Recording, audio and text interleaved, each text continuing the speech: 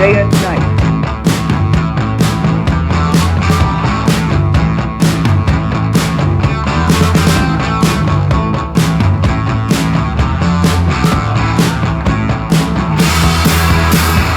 Chase your tail light. I'll be under your skin, letting you go for a while. Then I'm taking you in. Your fists like diamonds, a glimmer and punch. Shiny predator with a golden gun. Space age girl machine. Space age girl machine. Space age girl machine. Space age girl machine. Space age girl machine.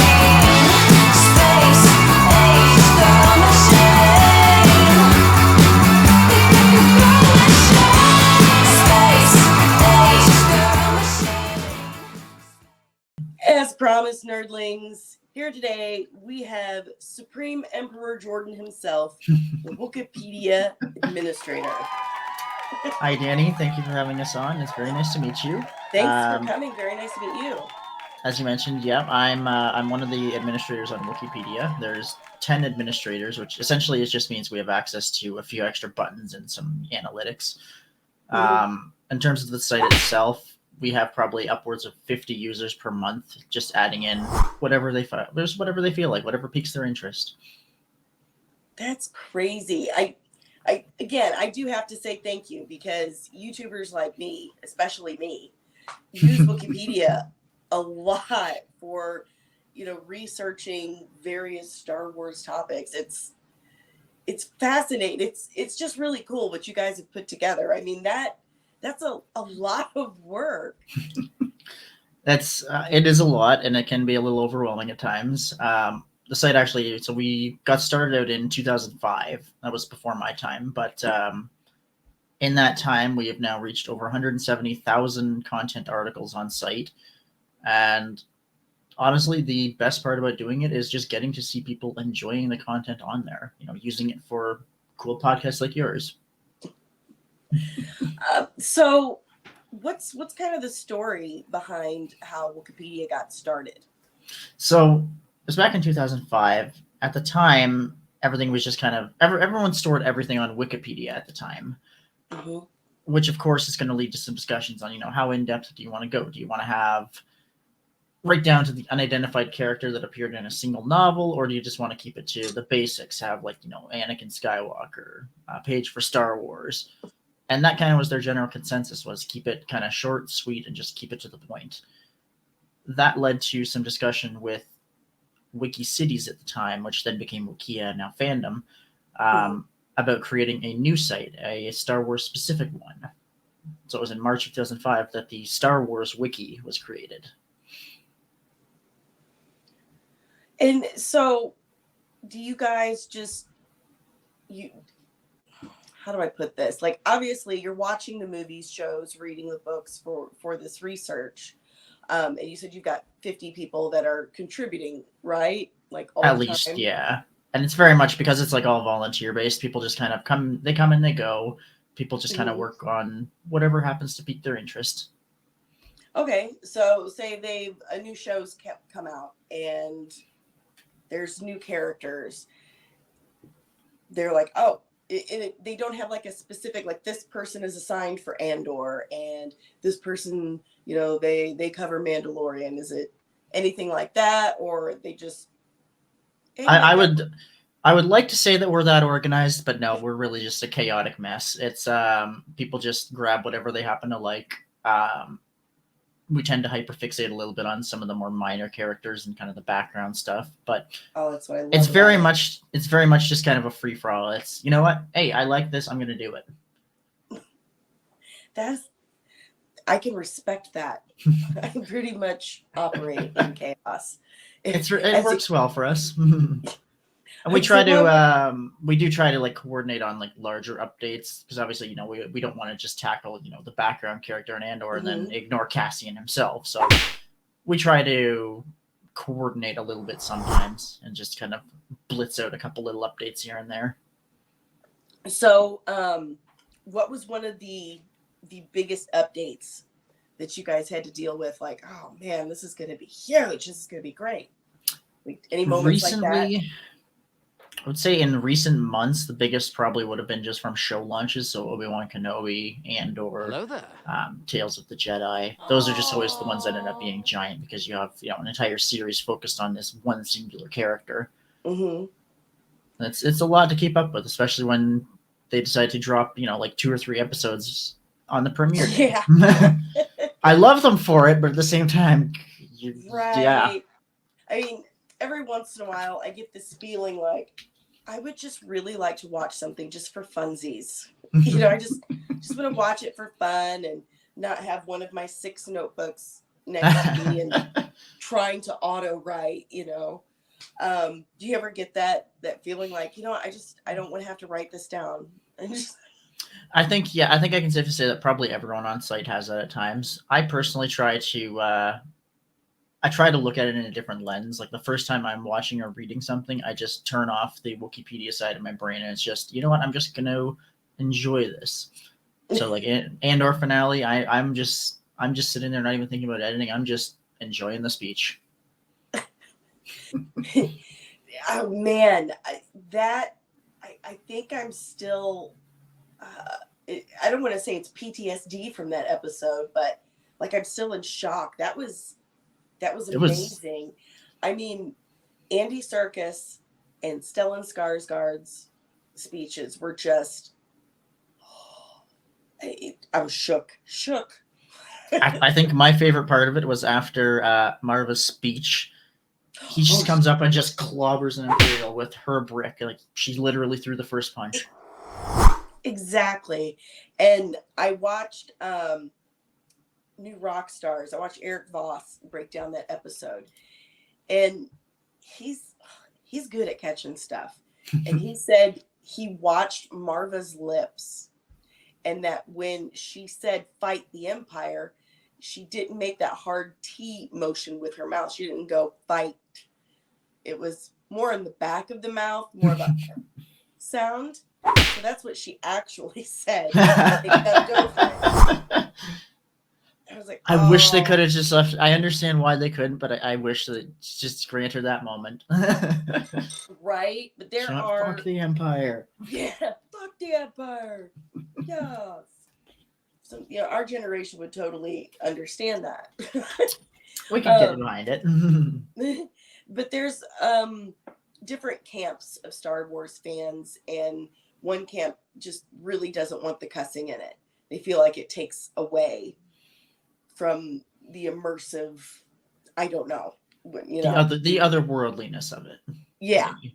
I'm like, well, yeah, okay, I can understand that, but people in a galaxy far, far away are going to feel frustrated and have emotional outbursts, and there's going to be certain words like dank ferric that you just want to, like, oh, poodoo, I stupid computer. Stang. This is why we have our list of phrases and slang. Oh. Always comes in handy. Yeah. So how many Star Wars languages could you say you speak? Depends how we define speak. I mean, I can get a couple of basic phrases in like Mandoa, many of which I've probably forgotten over the years. But other than that, just some little bits and pieces here and there. Yeah. What's your favorite? Is it Mandoa? Yeah, it's going to be Mandoa. It's going to be one of the phrases from the old Republic Commando series. And it was Sukui Garner Vodika. It's still you're still alive, brother.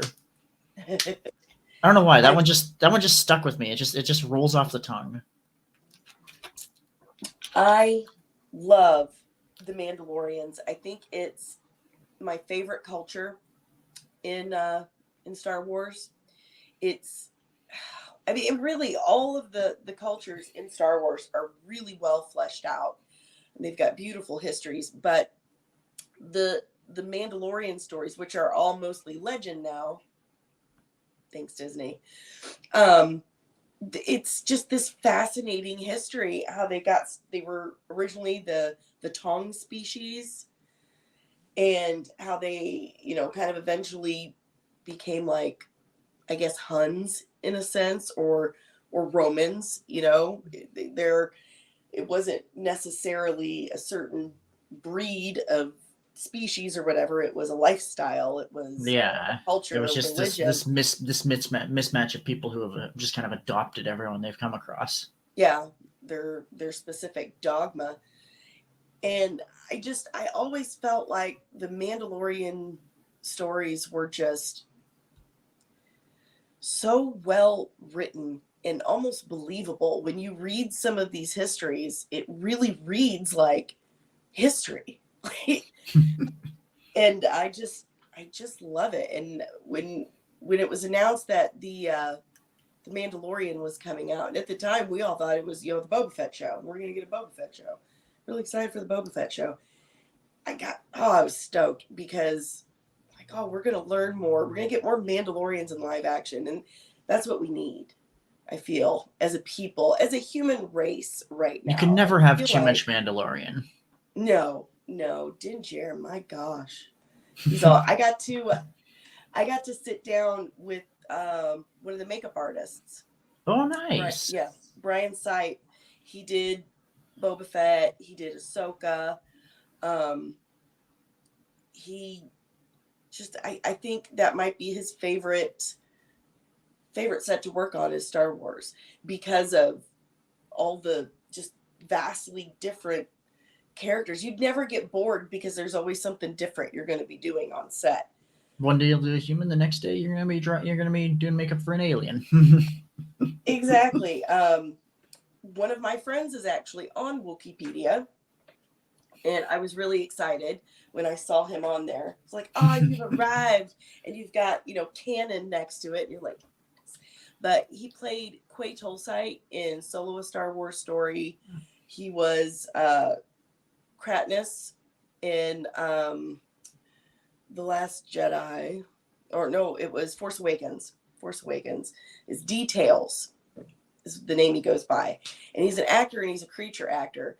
So that's one of the great things about his job. He says is, you know, am I going to be my face, or am I going to get to wear like all these different prosthetics? So that was a really cool moment when I was getting ready to do my interview with him, and I look up on Wookieepedia, and there he is, and I like screen cap it and sent it to him. Like, look.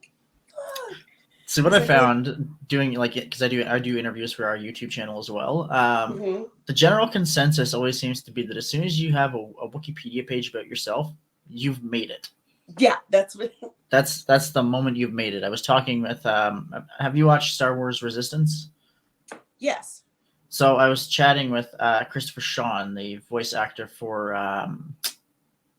Kaz, a couple days ago, and he was mentioning that, like, that was kind of the moment where it's like you see your name up there, and it's like, you know what, you did a thing, you made it. Yeah, you did that thing. What was the most excited you've ever been, like, talking to someone who's actually been a part of the Star Wars story? That one's hard to actually say one particular one, because it just, everyone is so amazing in this this galaxy, quote unquote, far, far away. And it's honestly just kind of surreal that, like, if you had told 10-year-old me that, you know, one day you're going to be chatting with authors, you're going to be interviewing people, I would have been like, what are you talking about? Meanwhile, now this week alone, like, we've interviewed Christopher Sean. We've got probably enough content for like 3 or 4 episodes of our podcast from that. We're doing a giveaway with Mike Chen for a copy of his novel Brotherhood. Oh, that's so cool. It's so it's going to be a giveaway on Twitter. It's probably going to be something akin to a, like, you know, like and retweet this, share your favorite moment. And the cool thing is, the winner is going to not only receive a free copy of it, it's going to be a signed, personalized copy with a couple cool little notes from Mike Chen with some background details about their favorite scene. That's so cool. 'Cause he kept copious notes while he was writing that book. So if someone has a favorite scene, he's probably got some background notes on it that he's going to include. Oh, well, that's really cool. What a fun job you have. Like, do you ever wake up and think, ugh, I gotta work today? See, the thing is, because we all do this as volunteer, we all have like our own, full-time jobs outside of doing this as a volunteer. So it's like, I have to go to work. I just want to do this. That I can 100% relate to. I am a salon owner. That I have owned and operated for 3 years, but at the end of the year, it's actually closing. I am basically retiring it, but I'll get to work on the channel full time. Okay, nice. So, yeah, and I have my awesome boyfriend to thank for that. Like, he begged me. He's like, please, please, just close it and come home. Okay. Just come have some fun. Yeah. This whole channel was my boyfriend's idea. I didn't think I could do it, and he was like, I think you could, because I was watching Bailey Sarian, and he's like, you could do this. I'm like, no, I don't know anything about murder mystery. And he goes, no, you could do your makeup while talking about comic books and that nerdy shit you like. I just kind of looked at him like, okay, so basically what you're saying is you want me to quit talking to you about it. Because he said I needed an outlet. So in the meantime, though, he has basically created my whole setup. He built the wall behind me, my giant desks, all my shelving. He's actually in the process of making me skateboard shelves to hang up to. So yeah, he is. I really should give him like an off-screen producer credit. I really should. Created by David Dupreece, but he's my biggest supporter, biggest cheerleader, and he is a Star Wars fan. He does love Star Wars, but not like we do. Not to our extent. No, he's more into like guns and stuff and cars. He's into cars. He's man's man.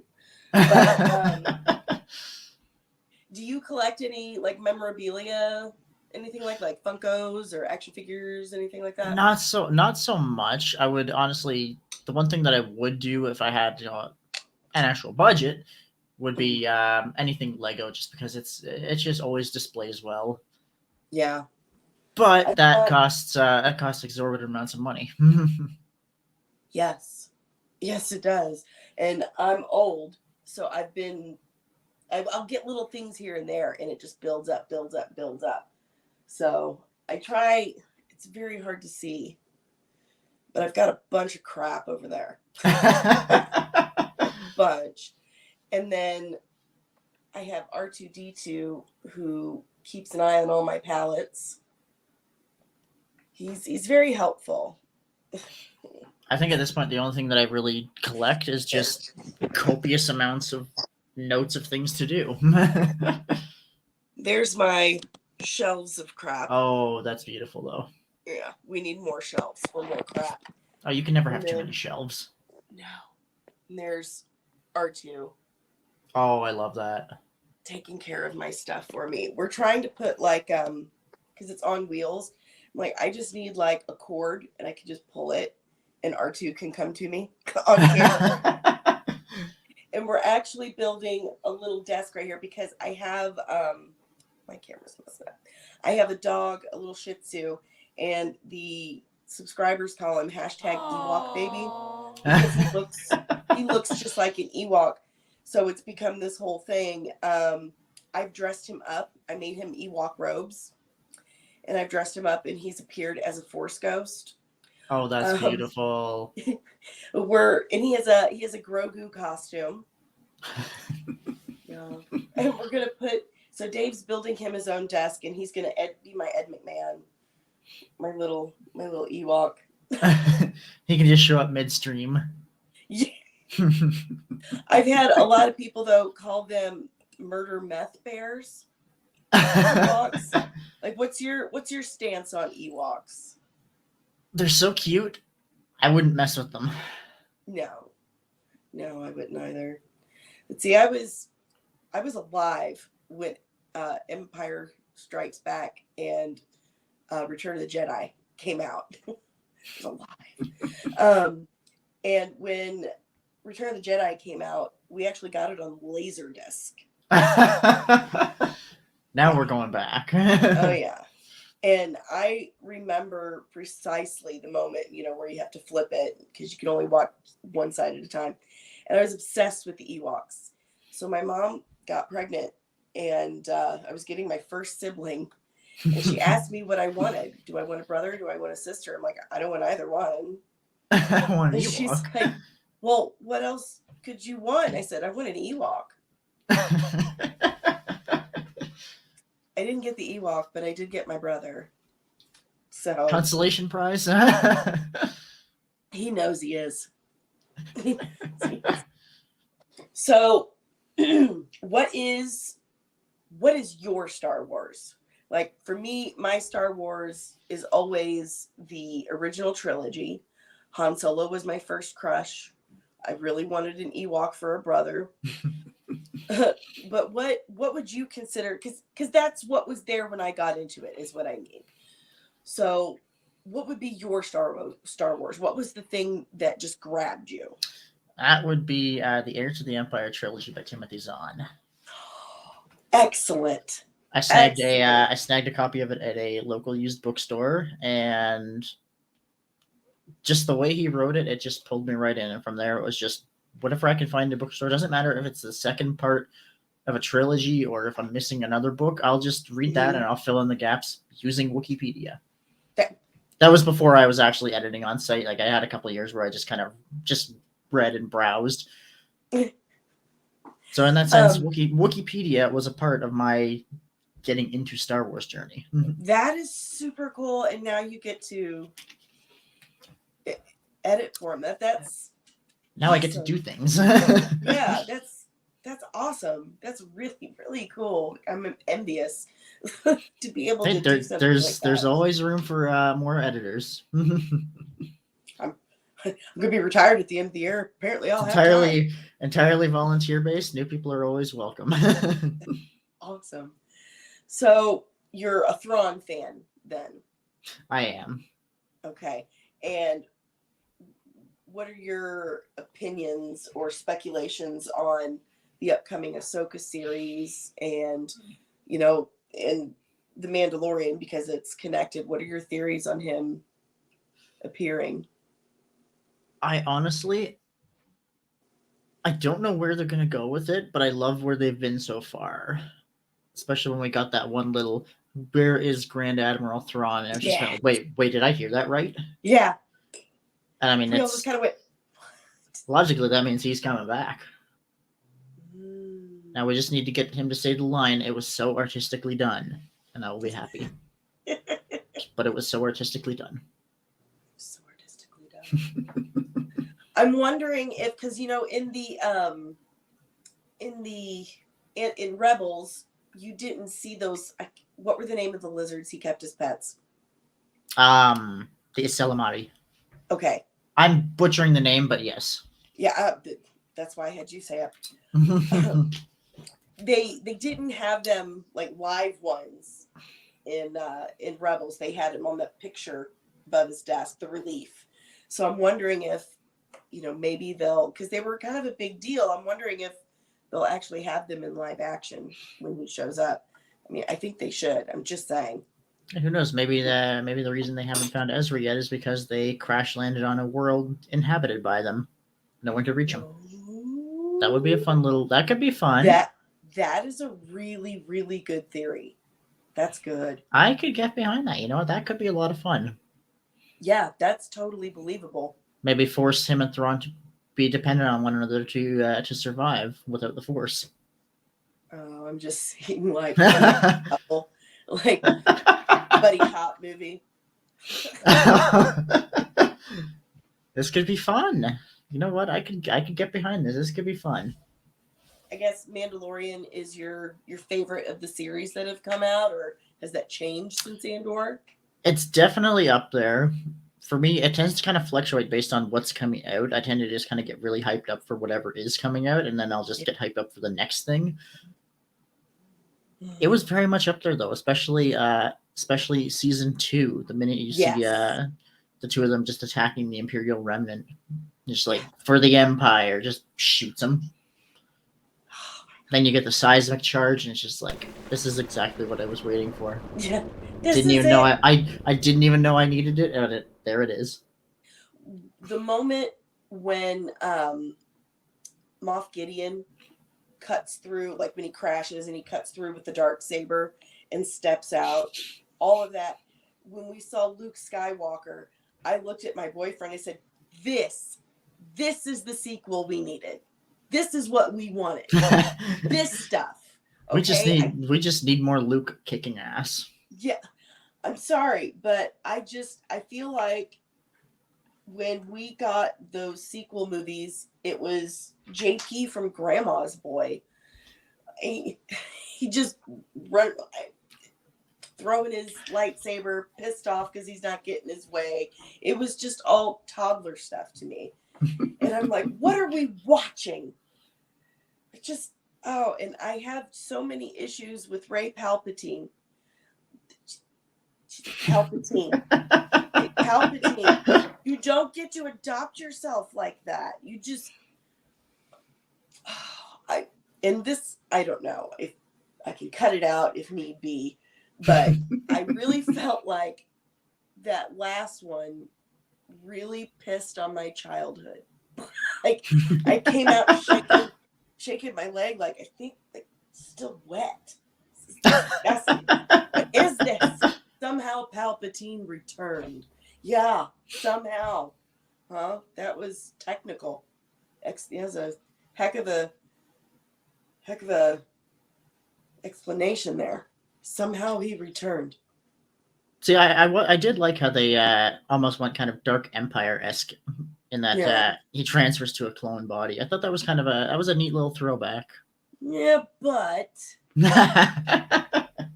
there's like no explanation to it. Is it magic? Is it science? How did you do this? Why? And all we got was Oscar Isaac saying, somehow Palpatine returned. Genius writing. Riveted to my seat. I wasn't here for it. And The Mandalorian and Andor especially, I think Rogue One is the best Star Wars movie to have come out since Return of the Jedi.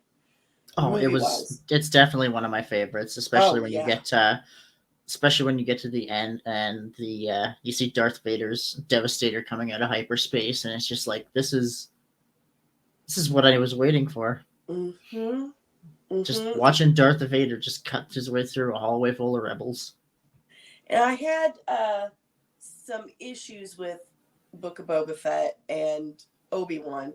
Like, I think we all thought Book of Boba Fett was just going to be nonstop excitement because it's Boba Fett. You know, he's freaking Boba Fett. And we got the disconnected flashbacks here and there. And we got 2 whole episodes without him, which were the best episodes of the whole season.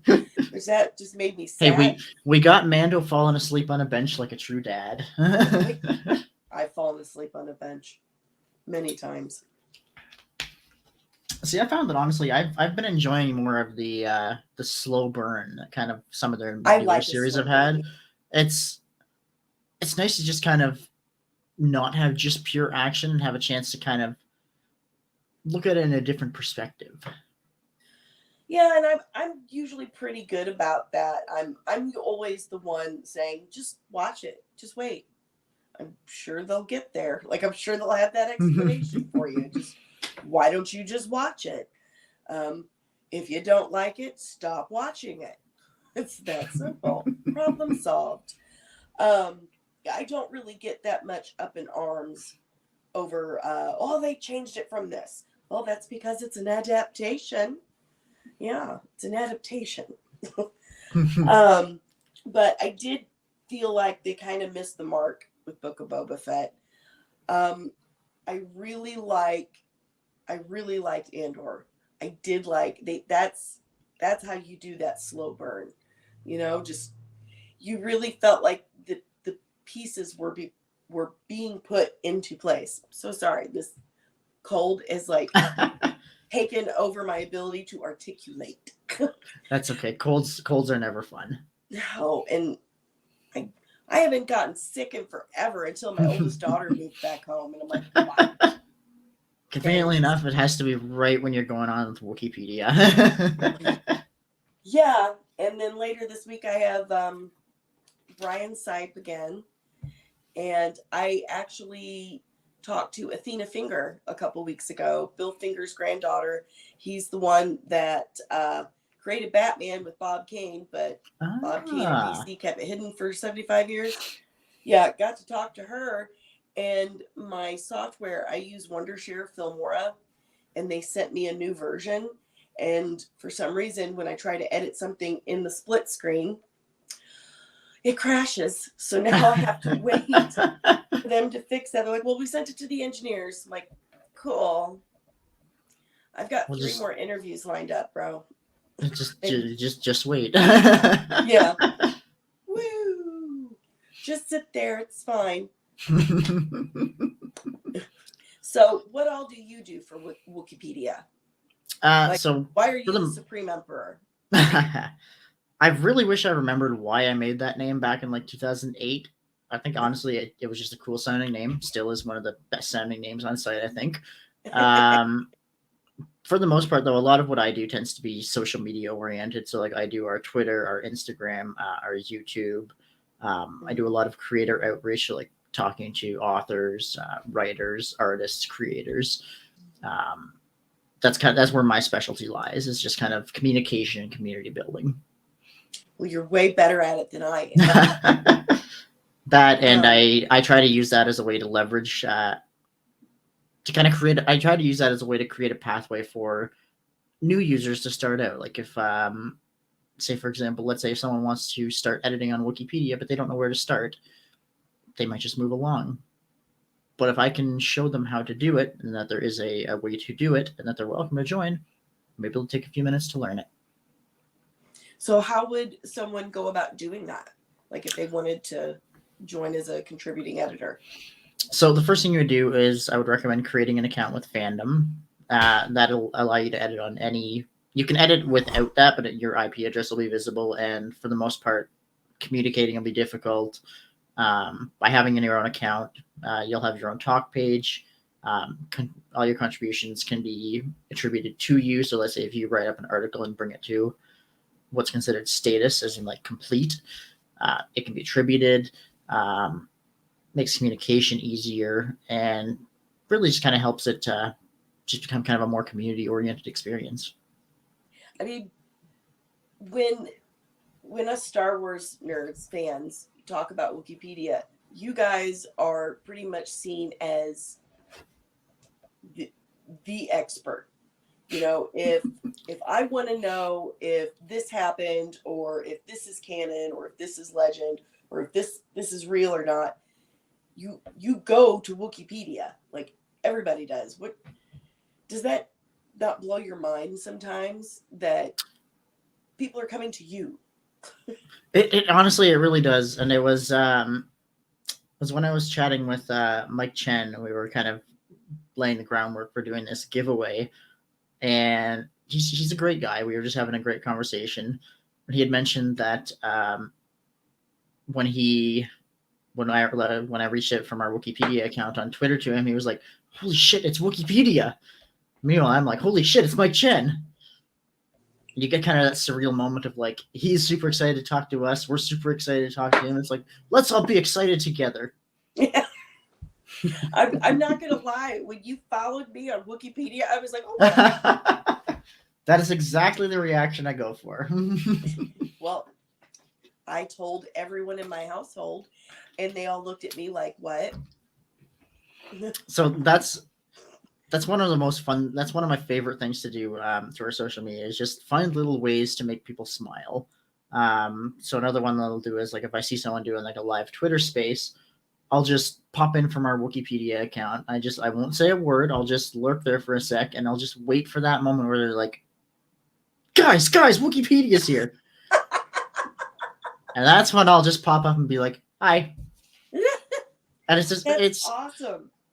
a lot very like that's very much my kind of ethos when it comes to social media. Is if we can do something a little bit fun to make someone's day a little bit brighter, you know what? Let's do it. I like that philosophy. That's a good one to have. Not to mention, it honestly never gets old watching people freak out. Oh yeah, yeah. I felt like I had arrived. Wookieepedia followed me and wants to come on my show. Like, make me feel super legit. Like, I figured it was about time I start making the rounds about podcasts again. I did probably about, I want to say like 23 or 24 of them earlier over the course of the year. And now that we're kind of in a bit of an off season now, I figured, you know what, maybe it's time to do another little round. have you thought about, or would you be interested in going on a show and talk? Because a lot of us have pre-records like this right here, but a lot of us do weekly live shows. Like I do lives on Sundays and talk about whatever show that's going on. Like, would you be interested in going on a live and doing a panel on a Star Wars show, or like? Yeah, for sure.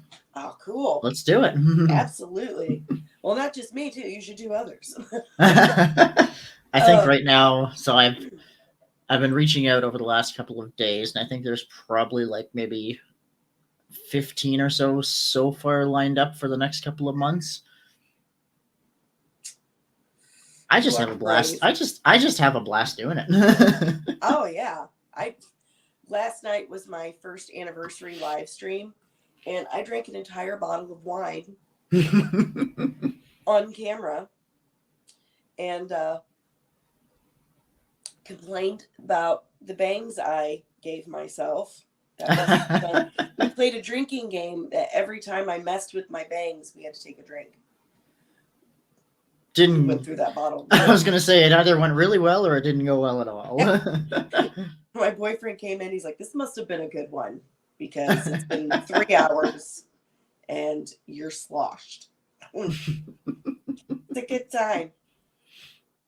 Yeah, we normally have people on and we'll talk about whatever episode came out that week or movie or whatever topic.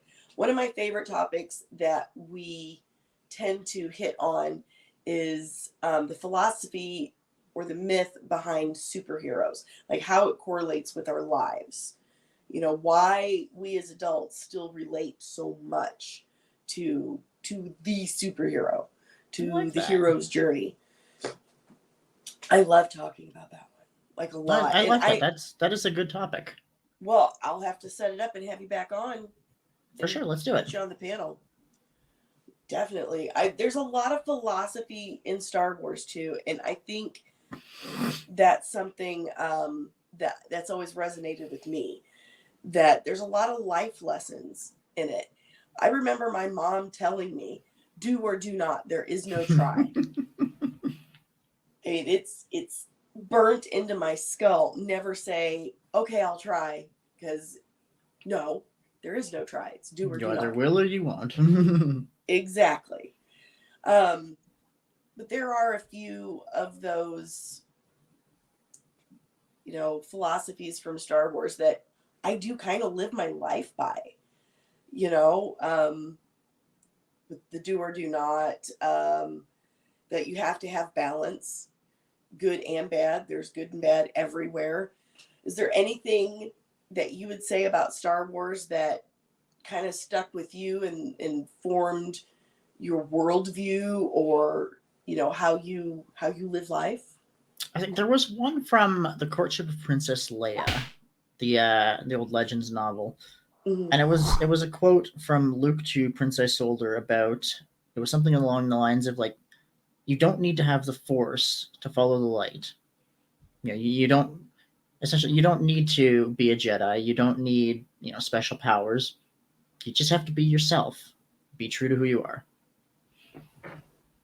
Yeah. Yeah, absolutely. That one goes out to Dave Wolverton. That was a great novel. May you rest in peace.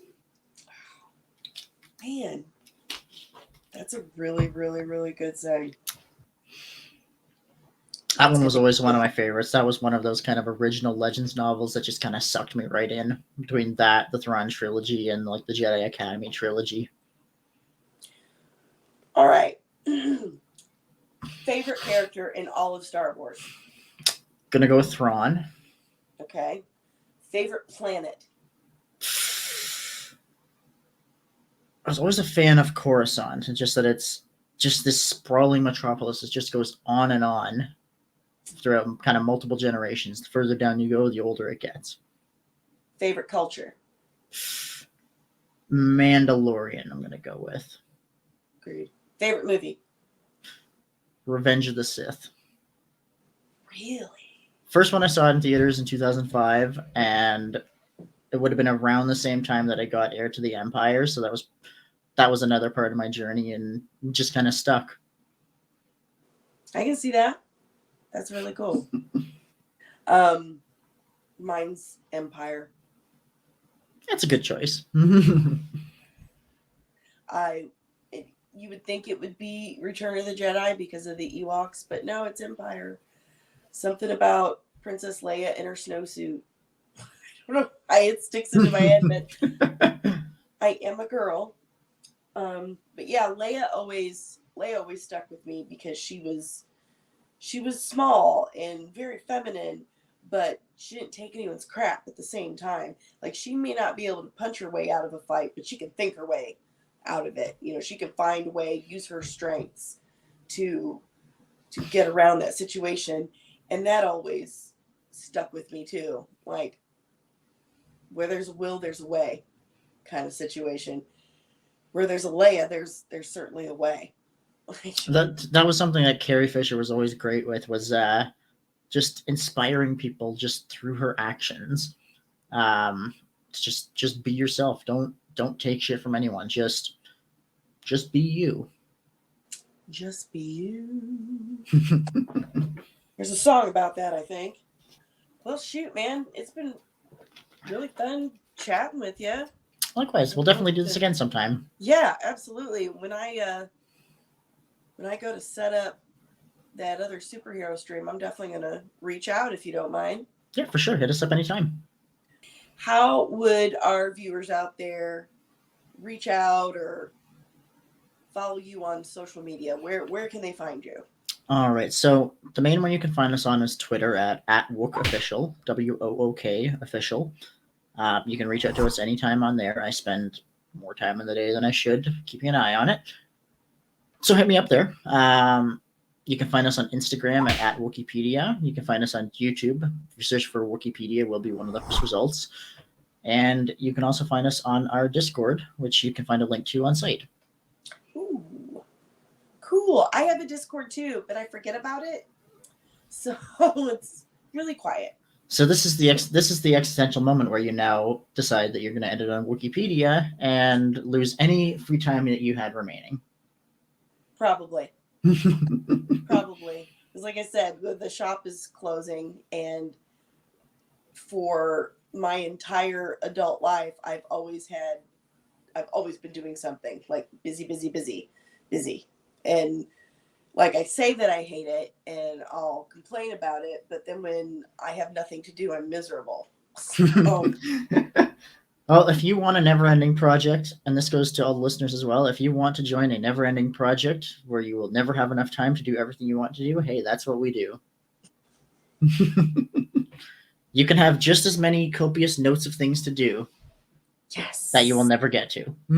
Yes, but it's fun stuff, and it's stuff that you're passionate about, and that's just super cool. It's being able to touch Star Wars history in a way, to be a part of it in a way, and that's just super effing cool to me. Very much. And the other cool thing about Fandom, the company that hosts us, they also host about 250,000 other wiki sites about every other topic, from Star Trek to Muppets to literally everything.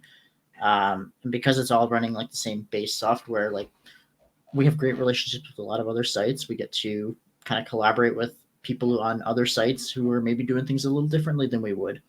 It's always interesting to just get together and spitball some ideas. My boyfriend used to tell me that I should get out of hair and apply for a job at Marvel or DC as a comic historian.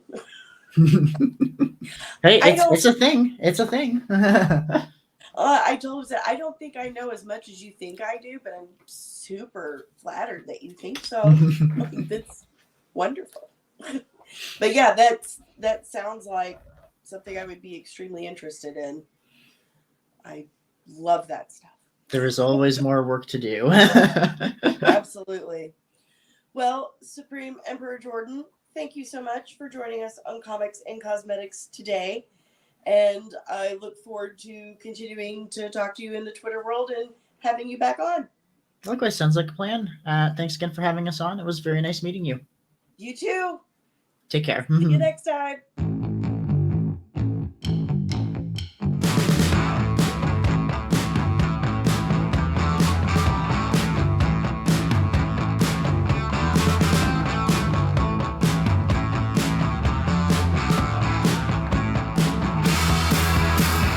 Chase your tail.